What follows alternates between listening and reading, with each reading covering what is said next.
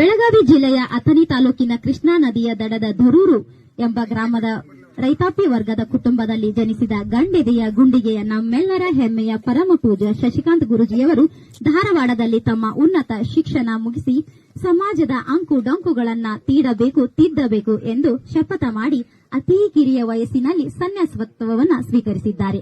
ಸದ್ಯ ವಿಜಯಪುರ ಜಿಲ್ಲೆಯ ಇಂಚಗೇರಿಯ ಗ್ರಾಮದ ಇಂಚಗೇರಿಯ ಸಾಂಪ್ರದಾಯಿಕ ಮಠದ ಗುರುಗಳಾಗಿ ಶಶಿಕಾಂತ್ ಗುರೂಜಿಗಳೆಂದು ಖ್ಯಾತಿ ಹೊಂದಿದ್ದಾರೆ.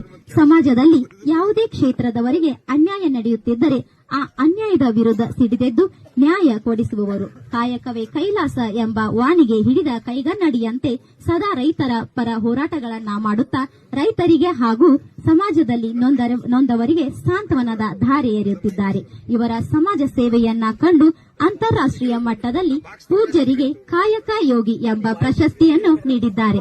ರಾಷ್ಟ್ರೀಯ ರೈತ ರತ್ನ ಪ್ರಶಸ್ತಿಯನ್ನು ಸಹಿತ ಪೂಜ್ಯರ ಮುಡಿಗೇರಿದೆ. ಸ್ವಲ್ಪ ದಿನಗಳ ಹಿಂದೆಯಷ್ಟೇ ಗುರ್ಲಾಪುರದಲ್ಲಿ ನಡೆದ ರೈತರ ಹೋರಾಟದಲ್ಲಿ ಯಾವ ಆಸೆ ಆಮಿಷಗಳಿಗೆ ರಾಜಕೀಯ ಒತ್ತಡಗಳಿಗೆ ಮನೆಯದೆ ಅನ್ನದಾತನ ಕೂಗಿಗೆ ಕೈಗೂಡಿ ರೈತರ ಮುಡಿಗೇರಿಸಿದರು. ಅಂತಹ ಒಬ್ಬ ಅಪರೂಪದ ಸಂತ ಇವತ್ತಿನ ದಿನ ನಮ್ಮೆಲ್ಲರ ಮಧ್ಯೆ ಇರುವುದು ನಮ್ಮ ಸೌಭಾಗ್ಯ.